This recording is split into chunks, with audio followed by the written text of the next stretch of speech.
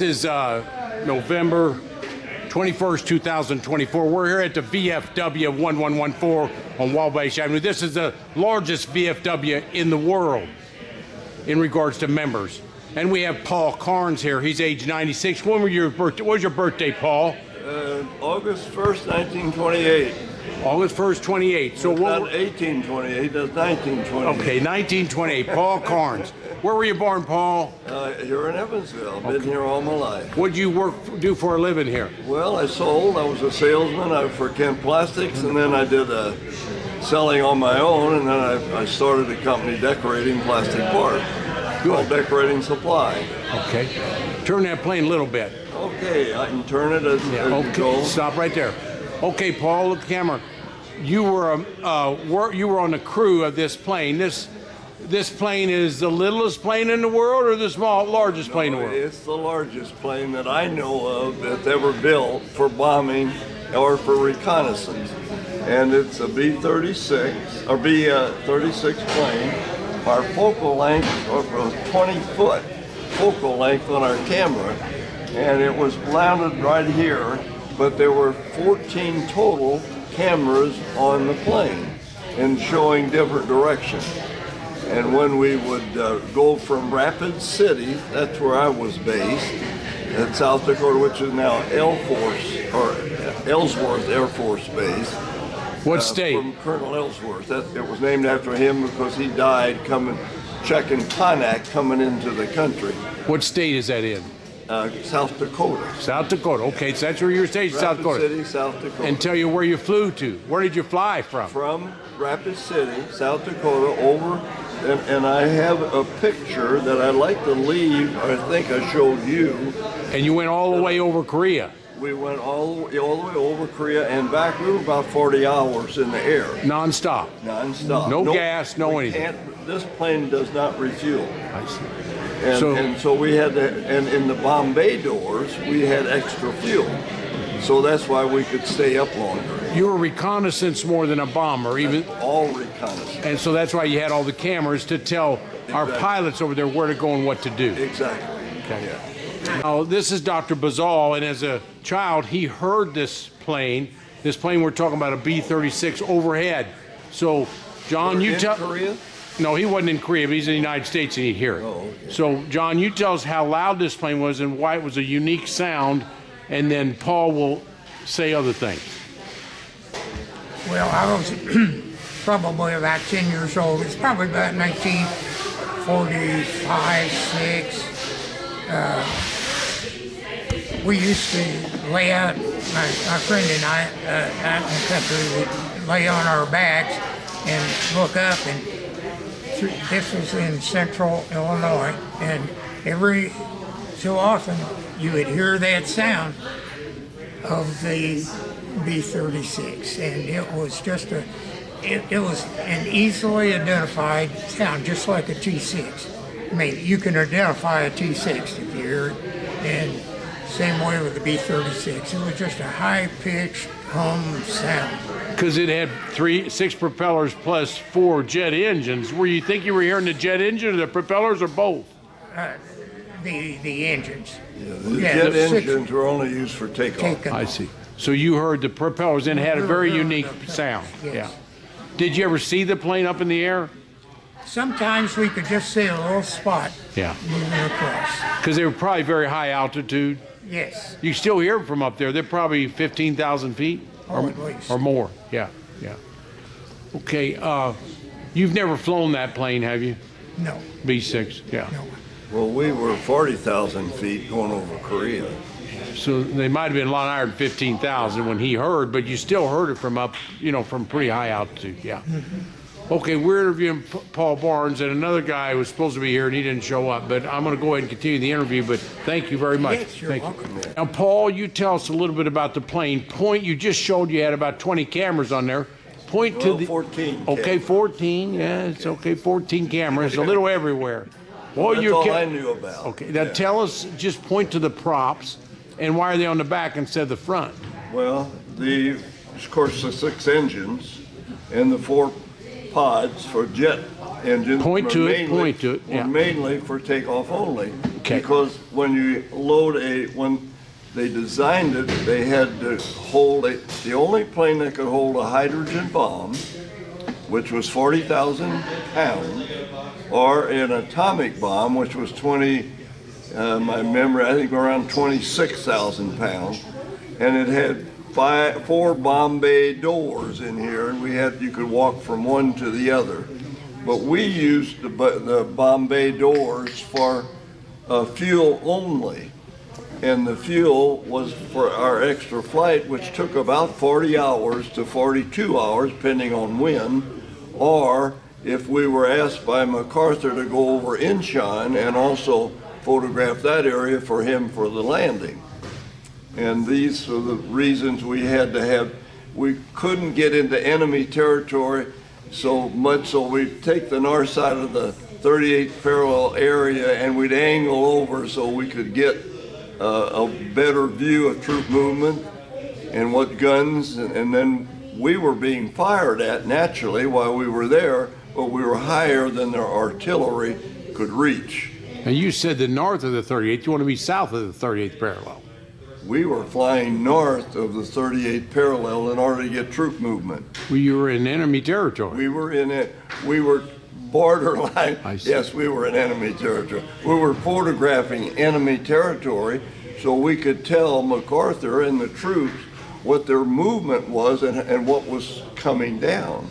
Tell us how powerful those cameras were. Could they see like a great big building, or what could they see? 40,000 feet, you could see a golf ball on a golf course. How big was the golf ball? Regular size? Regular size.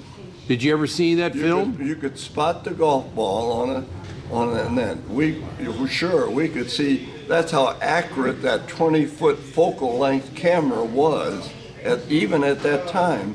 But you see, we couldn't get the information to the troops because this was not digital film. This was regular Kodak film that had to be developed, and 2 of these B-36s were fitted so we could do the development on the way back. And then by the time you got to South Dakota, they were developed, then you had to send... No. Even when we got to the Two Island, which was the end of there, we had information for them. We could do that pretty quickly and let them know what was happening. Well, if you stopped at a Two Island, then you did stop on the way back. We didn't stop there, but I say about that place. Yes. Yeah. And then you got to get it back to MacArthur. So that's a 3-day lag. That's 3-day lag time to get it back to MacArthur. 40-hour trip. I see. 40 to 42 hours. One way or both ways? Both ways. Okay, so 20-hour one way, so it took another 20 hours to get that film back. So it's 40 hours that the troops could have changed their place. That's a what? The troops could have changed their location. Well, but we were developing by the time we hit Attu, see, so we were only maybe 4 hours after we had already taken a picture. That was pretty accurate for them. Yeah. And then when we finished all of that, we put it to General LeMay, who was in charge of it, everybody at that time. General LeMay was big. He was very, very big. You talked about it with me, but LeMay was big in World War II. He was a very big. What did he do in World War II? He was still Korean War too. Yeah, but what did he do in World War II that he's famous for? I don't know. Yeah, he did a bunch of famous things. I can't remember. But I know he was pretty tough. yeah, he was his way or the highway. In a tough way. Yeah. So, how many years were you in the military? And you were in the Army Air Corps? No, I joined the Air Force for 4 years, but I only had to serve 30 months because it was over. Yeah. And did you go to Central High School? No. Where'd you go? Bossy. Oh my God, you're a bulldog. What year did you graduate in Bossy? 46. No, 1946. Okay, so his classmates were a guy named Norm McCool. Norm McCool graduated in 46. Norm McCool, Matthews, Butterfield, McCool, Matthews, and Ritter, and Gardell, and Rock Gerald, and Mr. Buck. Buck was too. And Norris Cardell, and Schmidt was on the first group that won the state. But then McCool took his place in the second year. First 10 points in the state game, Norm McCool made first 10. Yeah, so this is 1944-45. Bossy went to state 2 years in a row and won it. They won state. They didn't just go. They didn't go. Okay, sorry. They won state 2 years in a row. They again won it in 1962 with Gary Krieger. Southwood, another. But this guy was in the class that is very important in 1946. So he knew Norm McCool was in his class. They had Coca-Cola here. Yeah. He just died a couple years ago. Oh, did Norm die? Yeah, Norm died a couple years ago. His wife's still, Maxine's still living. Well, that's Butterfield just died. Butterfield, and he was your center in the game, yeah. And a lot of those guys didn't go to war. I don't think Butterfield or McCool went to the military, I but don't think DeGroot did either. Or Tilly did not, I know. yeah, and so your United States Air Force started in 47, so you got in right after 47? No, I went to college. I got in I graduated from 51 from Evansville College. So you knew that big, strong guy that was your, he married to Roberts, the mayor's daughter. What was his name? Dutch Martin.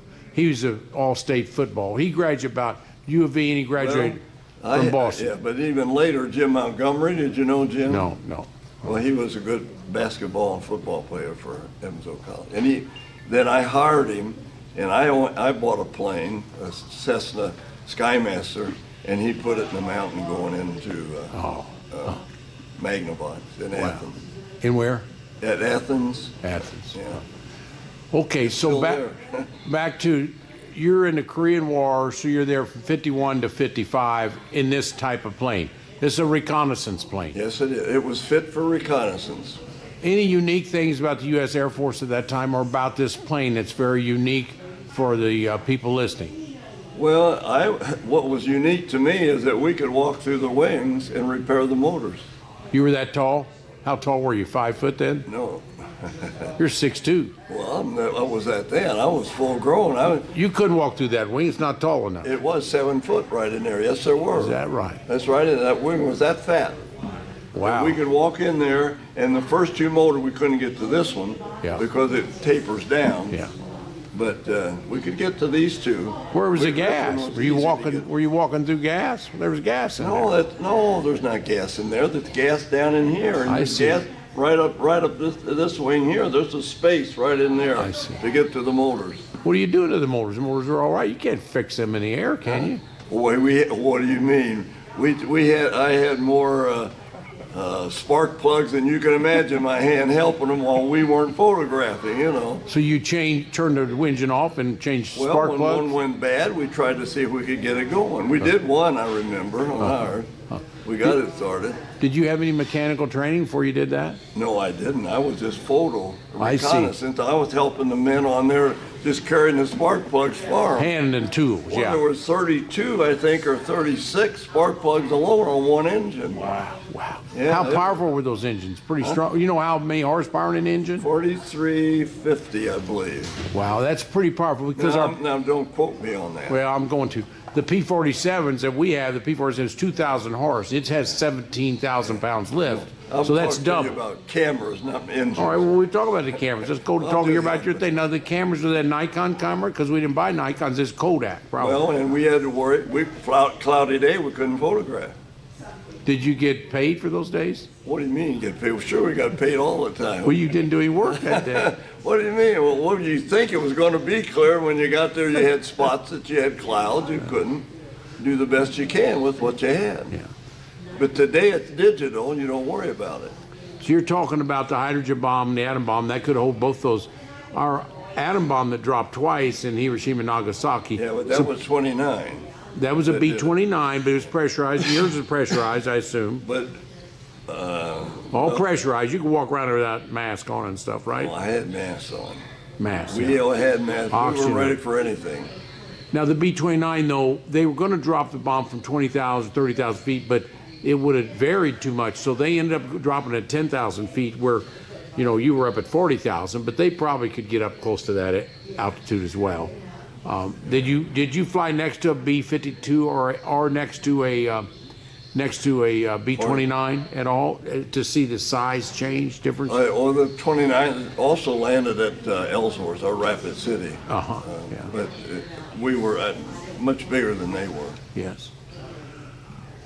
In size, that's what I mean.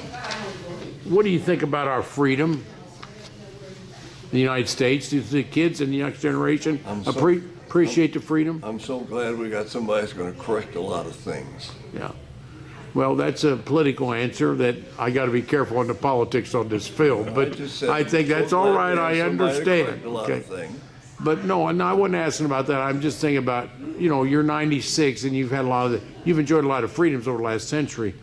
Well, how do you think we're going to preserve our freedoms in the future? You've seen the next 2 generations. Are we going to be able to preserve it? Now I think a lot of things are going to be corrected for that. That's why I said that. Okay, all right. Why'd you get in the military? Because I was really going to be drafted in the Army. Yeah. It was a draft at that situation, and I didn't want to be a soldier. I wanted to fly, and I didn't make the training for a pilot. Yeah. But I was educated a lot on photography and for photo reconnaissance. And at Lowry Air Force Base in Denver is where I got most of it. But I went to basic in Geneva, New York. I went to San Antonio to get my bars for a lieutenant. Then I went to Lowry to educate for photography. Then I served at Rapid City, and we started flying. But then I came back for more education at Lowry and went to Riverside, California, where I was discharged. That's mine. And Riverside's, the Norton Air Base is near there. It's a big place. Riverside Air Force Base. Riverside, okay. Now, the other question I have for you, if you got all that education, what type of film did you use? Do you remember the film you used when you were? I was going to look that up, and I'm so sorry. And I don't know if it was Anson or whether it was a Kodak either. Now, that's another thing I was going to check. How big was the reel? Was it real big reel when you were done? Huge. Yeah, they were huge. Great big, like a foot in diameter of At reel? least. I would say they're bigger. I'd say they're more like 2 feet. Yes. Wow. And then you protected that because that was your mission. And so when you protected, did you put it in a safe or something in a fireproof box? We had 2 planes, I told you, that were fitted to do our exposures because they had to be developed. That was that kind of film. So it was dark in one area. You had a dark room. We had a dark room, and they retrofitted 2 planes, 2 of the 36s for that, and I happened to be on one of them. The others we had to bring all the way back, and then you're right, we had to wait 40 hours for them to know what happened. Now, And that's why they did that, so we could get quicker. So when you would develop in the air, and you said there was 4 hours from the time you took, you could radio that information back and they could get it right yes, then? Yes, we did. Okay. so somebody was viewing it and telling MacArthur or his troops right there up in the air. They were looking at the film. They actually looked at the film when they're up there? Yeah, because below were the fighter planes, see? Yeah, protecting you. Yeah, and we were trying to jam the artillery guns up from up here down on the ground. Wow. Well, Jack Buttram's on board. He graduated from Ball C in '48. But so you see, to jam the gun, we had to search for a frequency too. Yes. Then that's all automatic today. You can know what they're firing. But we had to search and find out what frequency. And then they change it. See, and you're jamming the Koreans, the North jamming Koreans. the Korean guns, absolutely. And you knew how to do that, or those guys knew how to do that. Our unit knew how to do Yes. it. Yeah. You We knew weren't how to doing that. Work our unit to jam the guns. Yes. But then when you got away over Alaska or somewhere over there, you didn't have any problem with that, and you could radio information to somebody or talk to somebody about what you saw. correct. Did you watch the movies on the plane? We had to look at the film. Yeah, we had to check the film. Was somebody looking at it that was in reconnaissance that would tell MacArthur what to do? Oh, well, I assume they did. We radioed it back to headquarters. Yeah. And they, I guess, got it to home. Yeah.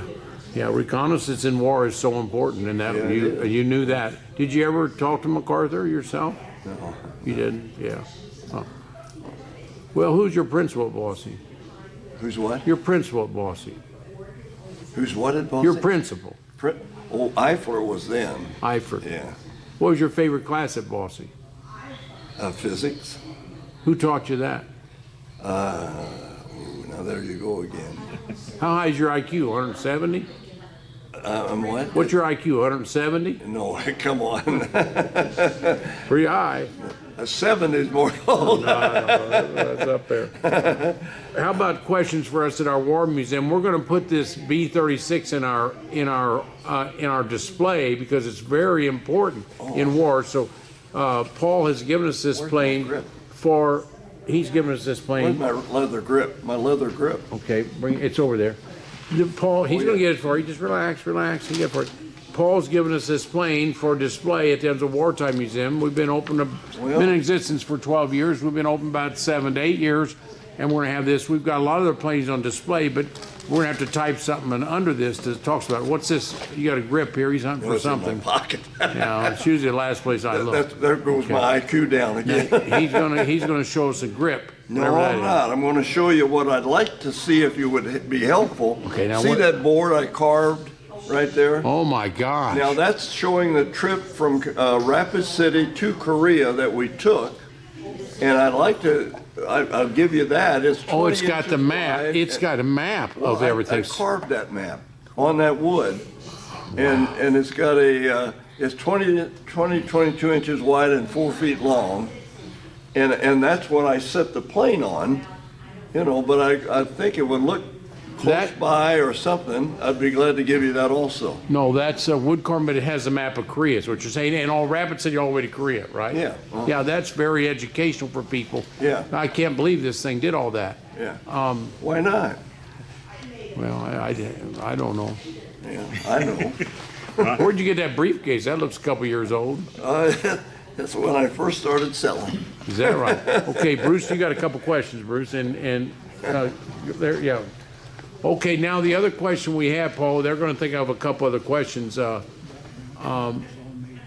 We're going to display that, but one time I might have you give a talk on this to what you just heard today. 15 minutes. Well, I can do 15. I can do 2 people at 15. I got a couple other want to do 15, so we do 50. I don't want to drag it out. Okay, 15. Yeah, it's a pretty long day. But we'll do 15 for you, and I'll put another guy on there for 40 or 30. And then they can't take more than 45. Well, and I need to know the slides I can We put will, in there. yeah, either you'll put slides or we'll put them in for you. We can sit with one of our guys named Oh, Cole. you'll do it. We'll make the slides Well, for you. but I need to have them so they fit. We'll have them, everything, so they fit with what you want to say. they will. We'll do it all for you, okay? all right. Probably 15 slides and a minute a slide. Okay. Something like that. We can do whatever. Okay, Bruce got a question. All right, you took 40-hour trip and you didn't have to stop and refuel. So how much fuel would this plane hold? You know, See, probably in here. yeah, it is. It'll be. I think it'll.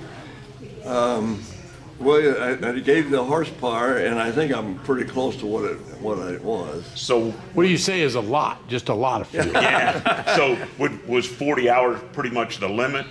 Well, it wouldn't normally hold it, but we had to put it in the Bombay doors. They had extra. I know there were 200-gallon tanks in the Bombay doors, so to give you an idea. It's still not very much for that trip. Well, that's right. 200 gallons, you need a lot for these more. engines going. Yeah. Now, what'd you eat on the trip? Did you have hot dogs or hamburgers? No, we had sandwiches. Is all. That's all? That's it. Did you have coffee? We had water. Do you have 2 bathrooms up there? No, we only had one. One, yeah. And was it a pressurized plane? There were parts of it that was pressurized. Yeah. Was it cold when you were? This half right here was Yeah. mostly all pressurized. We back here had to have our. Was it cold? Very. Because you're at 40,000 feet. It's cold up there. It's 30 below. I know it is. Did you have Dress for it. Did you warm, wear the wet? heated suits? We had jackets, leather jackets that were insulated. But you're still cold, weren't you? Well, we got by. Did you have bunks to sleep in, or you sleep sitting up? No, we had not bunks, but pads Yeah. to sleep on. Was it very bumpy, your airplane? Not at 40. Yeah, pretty. And it wasn't coming back because we were with the wind as it was going, and we were a little more. So you're with the Gulf Stream coming back, Yeah. and probably a lot faster, maybe. And we were faster. Yeah. Do you have any questions for the museum or anybody else on Korean War or your purpose? No, but I really appreciate all the work you're doing.